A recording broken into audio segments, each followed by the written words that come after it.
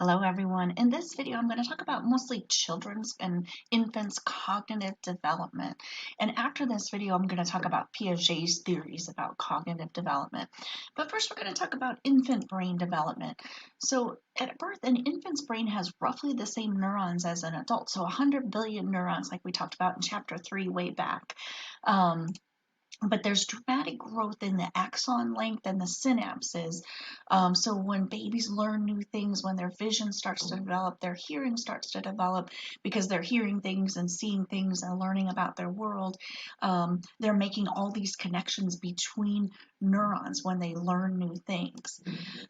Those neural networks expand and they become more efficient as kids use them more and more. When little kids try to reach for stuff, they often are kind of clumsy and not very accurate, but as they continue to learn and practice, they get better and better at that. So those neural networks become more efficient, and now those connections become stronger. But if those connections aren't used, they start to disappear, and that's called synaptic pruning. There are many cases where we talk about children can lose the opportunity to learn language, to learn hearing, to learn vision, if they aren't able to make those connections at an early age.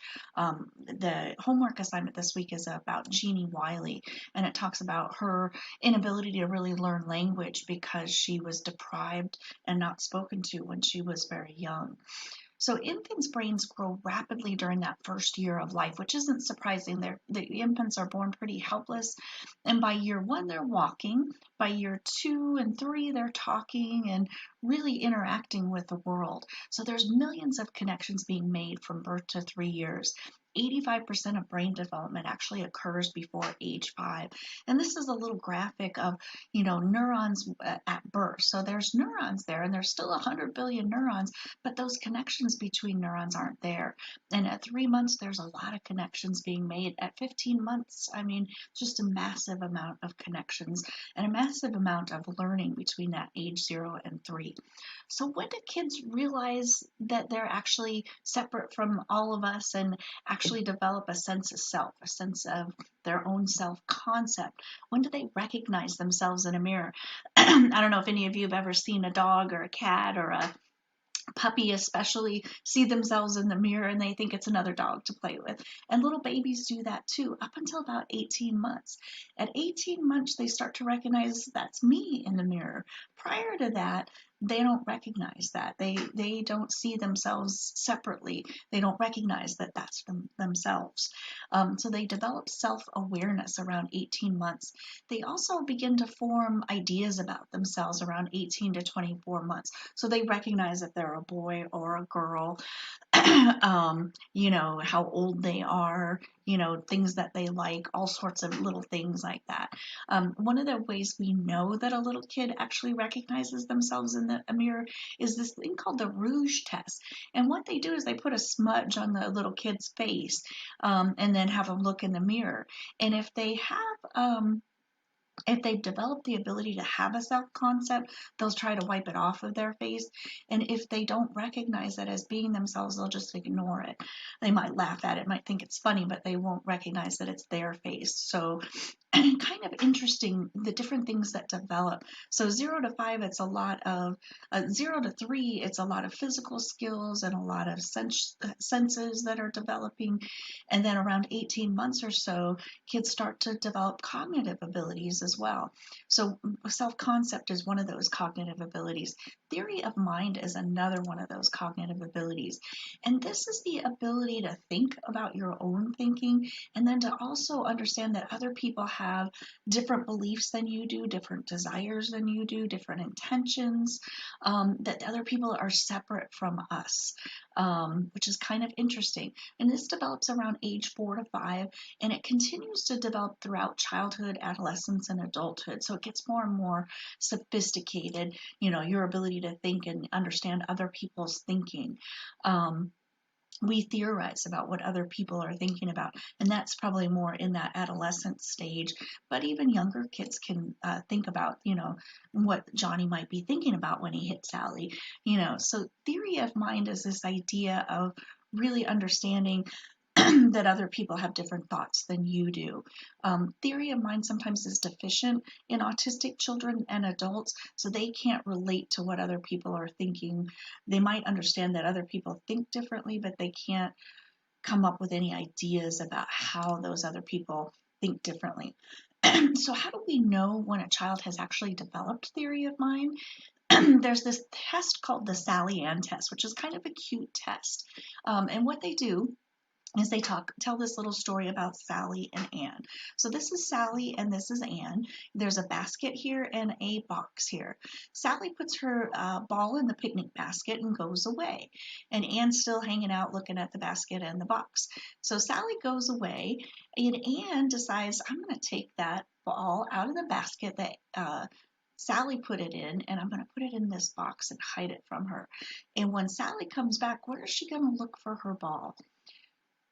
So little kids that don't have theory of mind will say that Sally will look in the box where Ann just put that. And kids that have theory of mind will recognize that Sally doesn't know that Ann switched out where she put her ball, so that she's going to look in that basket first. So this develops around age 4 or 5 to really understand that Sally doesn't have any idea what Ann did while she was gone. So that's theory of mind. So why people might want something different than you is part of theory of mind. People that, understanding that people can have different beliefs about the same thing or the same situation. And the Sally Ann test really tells the understanding that people may not have knowledge of something that you have knowledge of, and that people can hold false beliefs about the world, and that people can have hidden emotions or may act one way while feeling another way. As adults, we recognize this happens all the time, but little kids develop this theory of mind and these ideas about cognitive processes of themselves and other people. So this kind of jumping to a different topic, but how does environment affect development, and how does socioeconomic status affect development, and how does it affect, infant brain development, learning language, learning all sorts of really important skills that children learn early on in their development. So we know that poverty can have a really negative impact on children's intellectual development. Lower income children have lower standardized tests. Head Start was developed to try to change this, to provide preschool programs for kids in lower income families so they get some intellectual stimulation that they might not have gotten because their families are busy working and unable to really provide that intellectual stimulation for them. Kids in lower income families might not get much educational training. Parents have, they may grow up in more stressful environments. The parents may be more stressed and more struggling and have less time available to spend with them. Other things like nutrition and prenatal care and medical care can all impact your intellectual abilities and just your development in general. So we know socioeconomic status can really have a negative impact on development, and that there really should be some programs to counteract that. And Head Start is one of those programs. So there are critical periods in child development. I sort of mentioned this at the beginning, but there's sensitive time frames where a child has to learn a skill or be exposed to language, to stimulation in order to develop normally. If a child doesn't develop an attachment to a caregiver, if they don't hear language and learn language before age 5, they actually never will. The first 5 years of life is really, really important for brain development. We think 85% of the brain development actually occurs then. So early relationships wire the brain and teach children trust, language, communication skills. Just that interaction. Even this little baby here is looking into its mom's eyes. That interaction is really an important social interaction. It's a communication skill. So even though they don't have language yet, little children learn all sorts of skills in order to communicate with us, and it's really important. So nurturing an environment is really important to development. And language development has to occur before age 5 or 6, or it never will.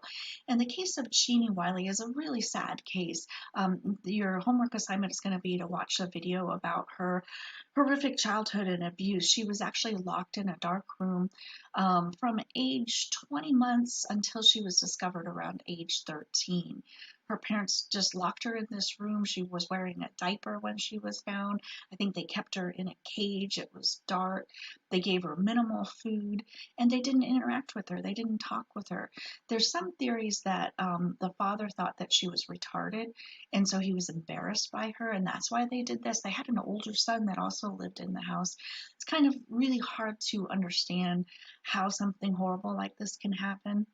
Um, but the father was pretty abusive. The mother was visually impaired, and it kind of was under the father's control and went along with whatever he told her to do. Still hard to excuse that. But how do you think this might have affected her development? Do you think she was able to talk? Do you think she was able to walk? Eat normally? And truth is, she never really learned language. She did learn words, but she never could have like a conversation or put a sentence together because she didn't have that, interaction when she was young. She also had physical delays. I don't even think she completely walks normally now. But when she was found, she was kind of crawling, but she never really walked. She wasn't given the ability to really move around all that much.